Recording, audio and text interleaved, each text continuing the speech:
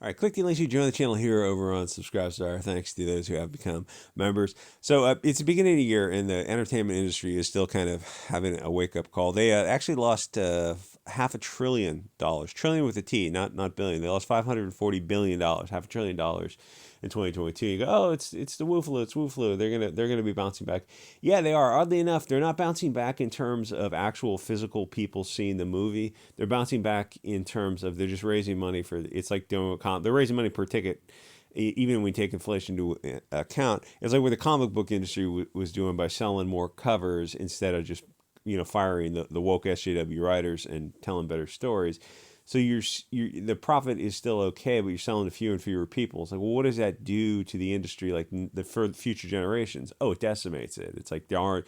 It's a very short term thinking. You take in terms of comics, it's like you take comics away as part of the fabric of the culture by selling just to collectors, and not focusing on just getting better stories to sell to kids. Like you've changed the industry radically. So the future just gets smaller and smaller. And now for the comic book companies, it's not a big deal because like comics is in that the mainstream industry is over. It's just a way they have to keep selling something to have the intellectual property rights be maintained for the longest period possible. So that's where they're coming from. Like comics as a part of as an industry in and of itself is kind of over.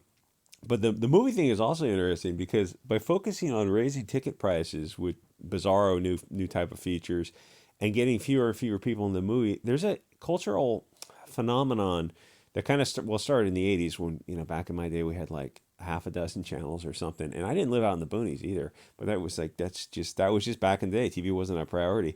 But you had people on the same page, culturally speaking, in terms of dissemination of information and taking the temperature of society. And with fewer people seeing these same movies, you have people on different pages where even it was only like 20 or 30 years ago, where even back then people, which wasn't that long ago, people were still on the same page. Like Sex in the City was a phenomenon that most people were on board with, or at least they were familiar with. But if you didn't have HBO or whatever, you weren't seeing it. Where before that, like I would say the Dallas, there was a like a nighttime soap opera type something, Who Shot JR type thing. It was before my time, but still, like people, when you look at this market saturation, and I'm not talking about the shows, but the concept of ideas of people culturally being on the same page. What percentage of the country was familiar with a show like Dallas, or when you were kids, Fall Guy or The Night Rider, or I don't know, all those shows of the 80s. It's like people were very much on the same page, where now they're not. And that's a kind of an interesting cultural phenomenon to see how far apart people are. Like you have people who've completely checked out of TV entirely and almost all the way out of movies, where they're just like they're on social media. They're watching Odyssey, Bit Chute, Gab TV, World Truth Video, all these, even YouTube type of stuff, where they're on this alternative pathway, which is fantastic because it helps. It's like that's the whitest of white pills is the low tech buy-in point and alt media, so we can spread our ideas because there's only 24 hours in the day, and every time you're listening to somebody like Hypocrite on Odyssey spreading a different narrative, a counter narrative to the mainstream narrative, well, that's a minute that you're not being brainwashed by the mainstream Hollywood narrative. Anyway, so the woke failures of 2022, airplane chase 80s movies versus Poxwalk's vagina power, and why Top Gun hit so big. The woke failures, yeah, there's no shortage of woke failures because Hollywood is run by demons. Let's get this up there, pushing a narrative. The short version of this is Hollywood is selling propaganda that is not finding an audience because they're demon people. They're globalists, they're trying to destroy nations, and they're very much winning. Movies are just a vehicle to carry the message. That's a huge psychological burden that people kind of have to overcome to see Hollywood for what it is. It's not what you think it is. It's just a group of wealthy, powerful people intent on social engineering and destroying the West. It's not about money. I hadn't even heard of Halo. You can see the proof before you. You have stuff like from the streaming services, Willow, Rings of Power, She-Hulk, guys, probably a bunch of other stuff I don't even remember anymore. The various Star Wars streaming shows. I almost forgot that Obi-Wan had a show. It's like I knew Mando. Yeah, everyone's familiar with Mando, but then they fired Gina Carano. It's like, oh, okay, I'm just done with Disney. And they had Obi-Wan, and then they had Andor, shows that nobody watched. And they had an interview with the people who were working on Andor, and they're like, yeah, we thought people were just going to be on board because it's Andor Star Wars on Disney Plus. Like they assumed they had a built-in audience. They didn't understand. It's like, no, your audience was decimated by Disney. It's no fault of yours. And to be fair, Andor's not a very good show. It's woke propaganda in and of itself. Like watch it and just get a piece of paper and go, who are the protagonists, who are the antagonists, who are they portrayed as? It's like, oh, see, it in itself is woke. And if you told that to people, I mean, the thing is, you can't even have these conversations with anyone on social media because it's just immediate the emotional response. You go, no, I'm trying to have like a logic based discussion with you. Can we just speak logically and without ad hominem deflection? It's like, no, that's you're asking the impossible on social media. And it's not like anyone who's doing an interview with these people on Andor um, is ever going to ask any real questions because they represent Disney. It's like, oh, I'm some reporter talking to the Andor people, and I want to talk about propaganda in movies, or what some right wing people would view this stuff as. They would look at you like you had two heads, and you would never get another interview with Andor. You'd probably never get another interview with Disney. So every interview now is just a puff piece. Like you don't have anyone in the mainstream who's willing to ask real questions because they just wouldn't be in the mainstream for long. Oh yeah, I totally forgot about this. This was much ado about nothing. But what happens when you get like three Twitter messages? And the thing is, if you're in social media, even with a small footprint like this, you get told to delete yourself. Like that's part of the game. Like called bundles of sticks and whatever. Um, like all the time. That's just life on social media. And so she had like three Twitter tweets where somebody told her like she was a purse puppy or something like this, or a diversity hire, something like that. It was real mild, and you go like, okay, so is that a fair, reasonable belief to say that it was a diversity hire hired for virtue signals? Is that insulting, or is that just a logical conclusion to reach? It's like whether it's insulting or not seems like a moot point, but it does seem like a logical conclusion to reach. But she put that out there as if that was some horrific example of Islamophobicism. You're like, you keep using that word, but I don't think you know what it means. Anyway, I know as a consequence, her and her co-star, this guy from the original prequels movies, alienated a huge. There's a scene where he's in his car and he's saying like, anyone who sends her hate is this. It's like three people out of the millions of people who saw the show. Three people said she was a purse puppy. It's like that kind of stuff you just ignore. And if you're above her at Disney, you tell her, yeah, just ignore that. Do not discuss that because we do not want to alienate. Like you're talking to three jerk offs, but there's hundreds of thousands of people who are reading your Twitter and they see that and they're gonna feel like you're a jerk off because you weren't mature enough to just let it fly, and you're gonna alienate the show. And like they repeatedly do this stuff anyway. It's like, so what happened to the show? Oh, nobody watches it. Oh, congratulations. You congratulations. It's like the She-Hulk thing. It's we're gonna upset the Chads by by making a show that they didn't watch. Yeah, that's right. We really. So did you get a second season? Not so much. Anyway, the thing is, it's not about money. You can see the proof before you. You have stuff like Willow, Rings of Power, She-Hulk, all this the Star Wars stuff. Um, it's like with Disney, it's like having a golden goose called Star Wars and then turning it into a TV. Oh, the lightsaber never sold. That is shocking. Target is 5,000 sales. To be fair, it's probably like a $200 lightsaber, but still, it's like, yeah, you should have been printing money with Disney Star Wars. They turned it into a TV series that nobody watched. That's inconceivable. Again, I keep using that word. Now that I think about it, a streaming show based on like a Top Gun thing would probably work pretty well, except that the streaming platform, whoever got a hold of it, would turn it into a woke, trans, furry, otherkin, virtue signaling mess. Well, Hollywood doesn't realize is that many of us, relative to them, we are so far apart. We don't care about virtue signaling anymore. We're kind of leaving that behind. Oh, but we called you istophobic. It's like, yeah, you call everybody that. It's not helping you. It's not helping you sell. By all means, keep it up. Accelerate the destruction of Hollywood. Chuck T was right about that. We just want to see our tribe on screen, based Chad nationalism, pop culture.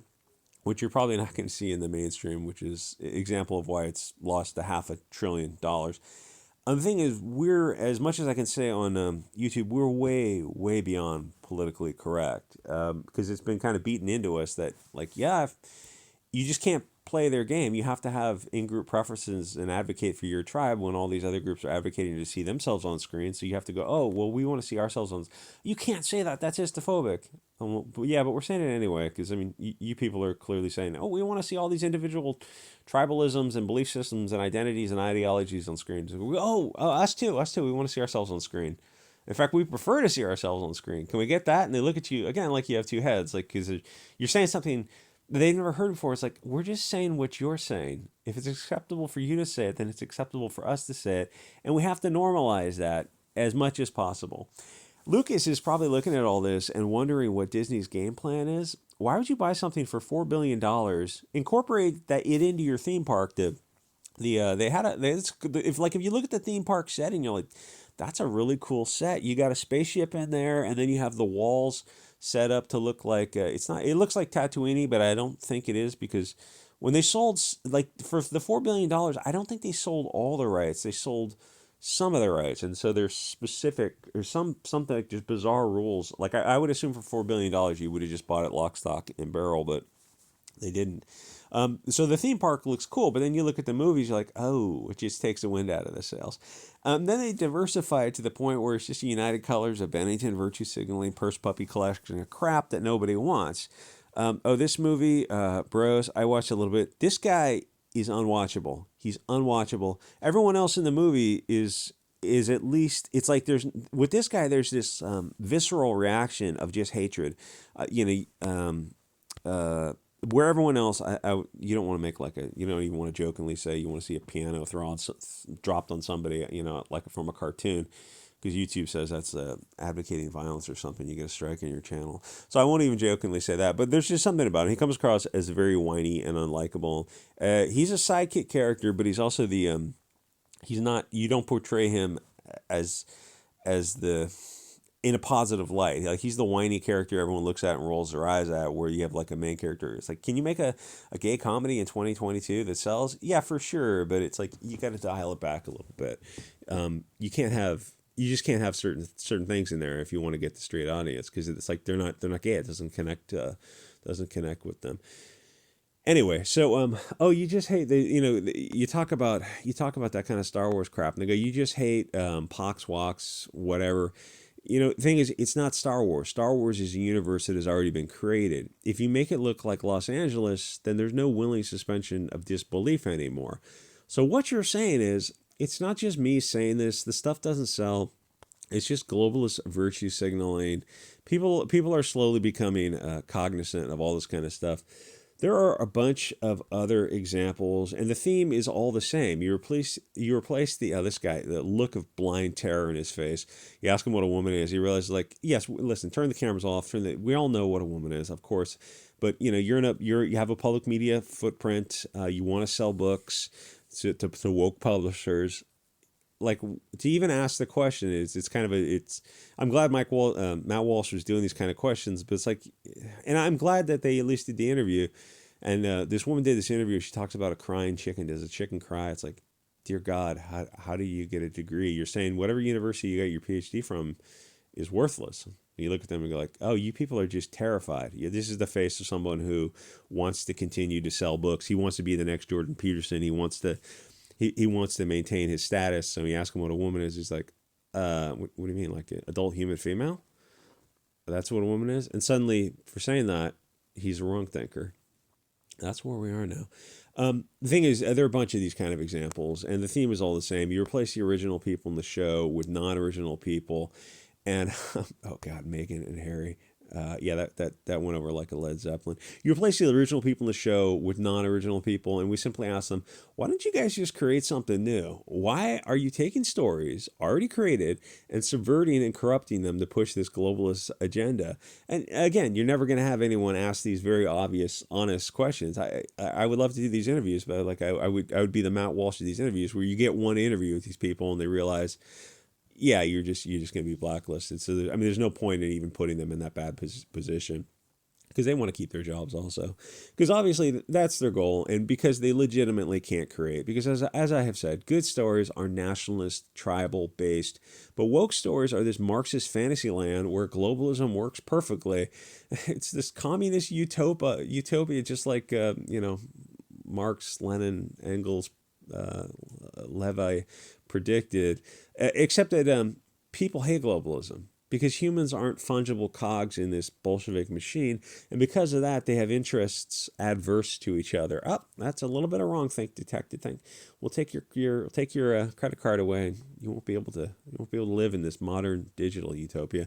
Kind of reminds me of that ElfQuest comic. It starts off as a basic tribal, national based storyline. It works fine. Then it gets a few issues in, and she enters the woke preachy storyline and introduces a, I'll say, non-tribe member, and says that we're all the same, just different externalities of the same greater tribe, which causes the reader to throw up and toss the globalist propaganda away and go find something better. It's just you read this kind of stuff, and you just, oh God, okay, we're at the eye rolling phase of, so yeah, why'd you introduce this storyline? Because it feels a whole lot like propaganda. Oh, you're just an histophobe. Yeah, without ad hominem deflection. Can you explain why you put this story? But I called you a crying robotic chicken. Yeah, we get that, or I think. But so why'd you do this storyline?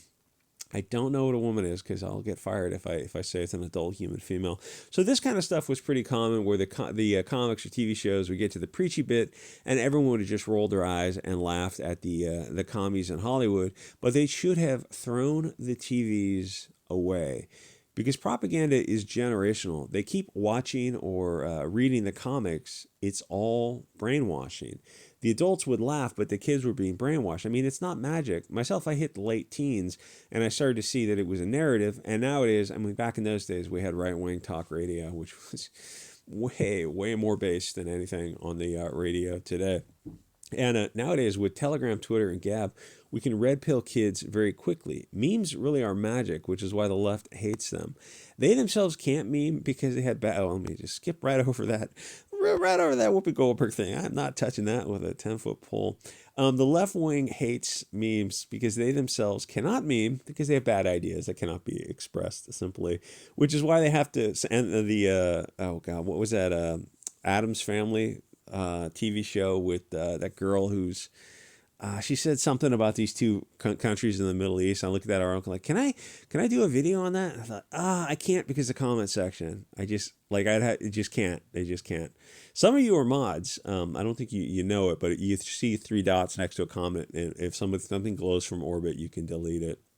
Anyway, if you want to be a mod, go in Telegram, which is why they have to censor and deplatform. If the right wing has free speech on social media, then they win. So look at the past few years of films. Look at the ones that did well, and look at the ones that didn't. A movie about guys flying airplanes around, chasing other airplanes, which actually there were a lot of movies in the 80s about people flying airplanes around. Clint Eastwood did a cool one. And then there was who's that black guy who was in an airplane movie, and he played a space alien, which was another just airplane movie set out in space that was based kind of loosely on a video game. The thing about the Cold War, that it was great for movies. And spy thrillers. Who was that guy? Who wrote The Little Drummer Girl. There was a ton of these kind of books in the 80s. Even Tom Clancy was doing that stuff in the 80s. It was a good time for fiction. You know, now all you have is you'd have Middle Eastern proxy wars and maybe North Korea, and other than the fear of nuclear annihilation and the end of all human life on Earth, the 80s were a lot of fun. Much better than the current shade of Weimar. But a simple good guys versus bad guys airplane movie did well, where the latest Pox Walks Vagina Power movie bombed. Yeah, you trolled the Chads. Congratulations. You got all those Chads all angry. How'd you troll them? I mean, they probably watched the first episode and they just dipped out. Yeah, I guess you're right. And I mean, some YouTubers talked about stuff. I get that. But the show actually didn't do that well. I mean, it didn't really connect with an audience. Yeah, I guess you're right there. But the thing is, they show the writers' room for these people. It's like there's not a whole lot of consequences for them because they'll just get shuffled off into something else. It's like they're not doing something that Disney doesn't want them to do. They're doing what they're told to do. This is what Disney wants. And if the show only goes one season, they go, oh, it's just meant to go one season. Anyway, like, comment, subscribe. I'll see you guys on the next episode.